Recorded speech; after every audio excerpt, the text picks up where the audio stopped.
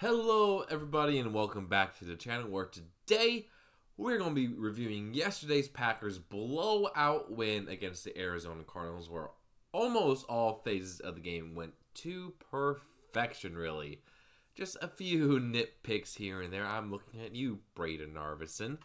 But it was a fantastic game for the Packers, and I'm just so very happy that this team finally gave us a game where we weren't stressing out the entire time. So as we normally do for these game reviews, we're going to go through the scoring summary, overall team stats, break down the box score, and then we'll get into my opinions about players and the game as a whole. But before we do that, please remember to like, comment, and subscribe to the channel, and let's dive into it. So, start off in the first quarter with a Jaden Reed 5-yard pass from Jordan Love for a quick 7-0 lead. Then in the second quarter, the Packers dominated there with a Romeo Doubs 10-yard pass from Love, a Narvison 36-yard field goal, and a Christian Watson 44-yard touchdown pass for a 24-0 lead. The Cardinals got it within 2 scores with a Michael Wilson 18-yard pass from Kyler Murray, a Ryland 38-yard field goal, and a 40-yard field goal from Ryland in the beginning of the third quarter, but the Packers ended up putting the game away with a Romeo Doubs 20-yard pass from Jordan Love on an absolute insane decision to throw the ball, but it worked out, so you live with it. And then an Narvison 41-yard field goal for the final score of 34-13. Yard-wise, Packers 437 to 303 for Arizona. 3 turnovers for the Cardinals, 1 for Green Bay. 27 first downs for the Packers, 16 for the Cardinals. Packers had possession for about 2/3 of the game with 36.35 minutes for the Green Bay. So overall, the Packers just came out and dominated against Arizona. Take a look at the box score here. Jordan Love had his best game of the year. 22 for 32, 258 yards, 4 touchdowns. Did have 1 interception, but that was not really his fault. His receiver slipped in the middle of his route where Jordan was throwing to him and went straight to the corner that was covering him. The receiver did not fall down. That would not have been an interception, so can't really blame Love from there. No sacks. Offensive line did fantastic keeping him upright. QBR of 81.4 and a pass rating of 119.5. Josh Jacobs 18 for 62. Wilson 7 for 54. Melton 2 for 27. Rushing. Brooks 4 for 21. Love 5 for 13. And Tucker Kraft had a little QB sneak there, 1 for 2. Overall, the Packers had 179 yards rushing the ball, 4.7 yards per pop. Really good complementary football between the passing and run game this game, so that makes me very, very happy as a Packers fan there.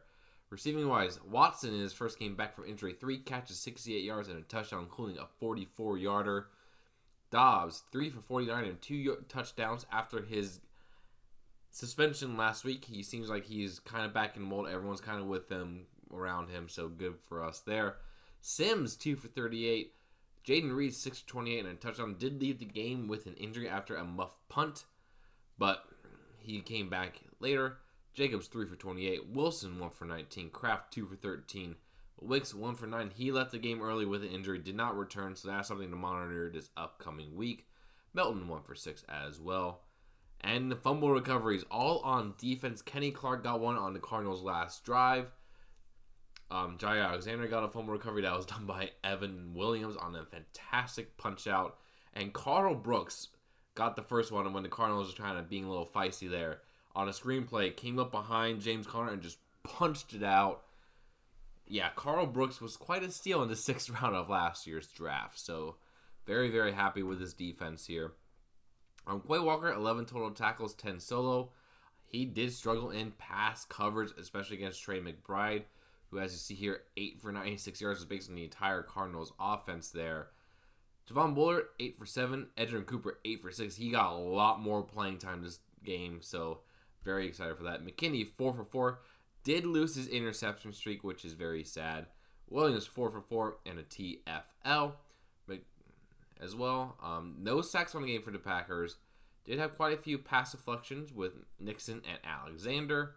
And the QB hits, Rashawn Gary got 1. But watching this game, the reason why there wasn't quite a lot of pressure sack totals was because of Kyler Murray's ability to skate the pocket. I saw, especially at the second half when the Cardinals were mainly focusing on passing the ball, that we were making Kyler very uncomfortable, making him run out of the pocket, getting him out there, and really did a good job of containing the run game of him as well. So that's very, very good there. But no sacks there because mainly focused on the containment of Murray, and I thought the Packers did a very good job with that as well. No interceptions. Kick returns. Nixon 2 for 60 with 37 for a long. He also had a 39-yard punt return as well. Took over Jaden Reed after Reed muffed the punt, but was able to get that nullified by penalties on both teams. Nixon came back, got a 39-yard punt return. And this is the main issue for today. Narveson 2 for 3 with a long of 41 on field goals. Yeah, he needs to learn how to kick past 40 yards because he's perfect on extra. He was perfect on extra points today. I will give him credit for that. And after his one miss, he did come back and made another 40-plus yard kick. But we need consistency from our kicker position. And it is just so frustrating that it is not there. And Whelan, 1 for 46, only had to punt one time today. And it was inside of 20. So Whelan continues to be fantastic as a punter. So guys, I want to shout out Jordan Love. It was a great game from him. The one interception was not on him at all. He showed the rest of the NFC why he should be feared after kind of struggling the past 2 weeks coming off the injury. A lot of more play action pass, a lot more under center snaps. Yeah, Jordan looked healthy. He looked good, and when he's on like this, the Packers can beat anyone in this league. Got shout out the overall running back room as well. They did a really good job. Jacobs did struggle at some points, but he got some big runs for us. Wilson continues to be a very, very good running back for us. I love this guy. I think he should get a little more touches, but obviously he paid Jacobs money, so there's that. Receiving. Shout out to the guys in both of the games back. Watson 3 for 68 and a touchdown. He looked good. He was open on a long deep ball. Him and Jordan connected.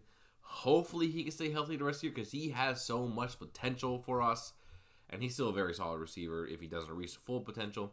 Dobbs, after the whole drama about him, his workload, his targets, and being suspended last week, came back 3 for 49 yards and 2 touchdowns, one of which was an amazing adjustment on a ball that Jordan just kind of sailed a little bit.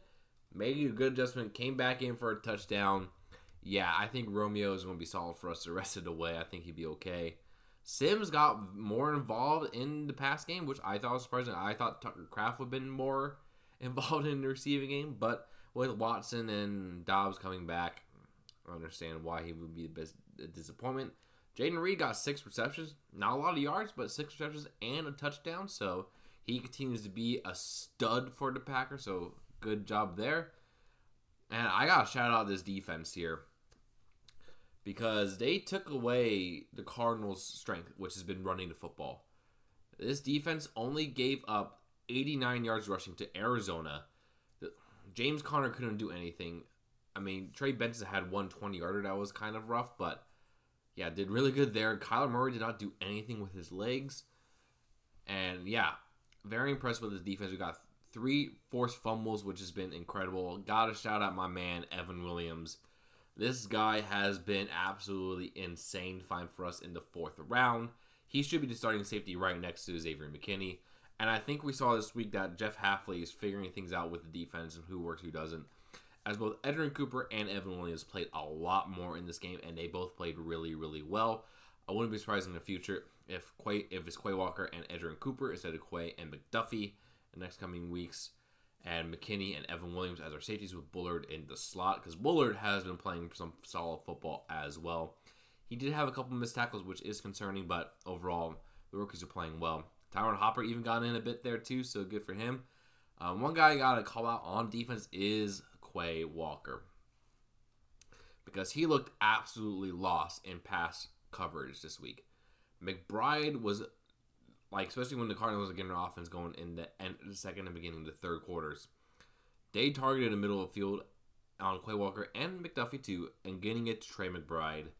And that is something that we cannot have happen. We need to shore up this little middle area of the field, because I think our front's been doing a solid job. Our secondary has been absolutely amazing. The linebackers need to figure it out, and I think Cooper is going to be the answer there. So really, really think that this will be solved eventually, but right now it is an area of concern. And I already talked about Narveson.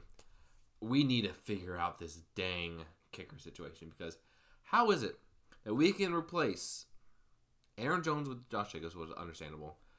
Aaron Rodgers with Jordan Love, able to figure out quarterback just fine. Able to replace our receiving room almost overnight. And able to build an offensive line after we lose several guys and develop talent that well in all these other areas. But we can't figure out how to get a dang kicker to replace Mason Crosby. How can we not do that?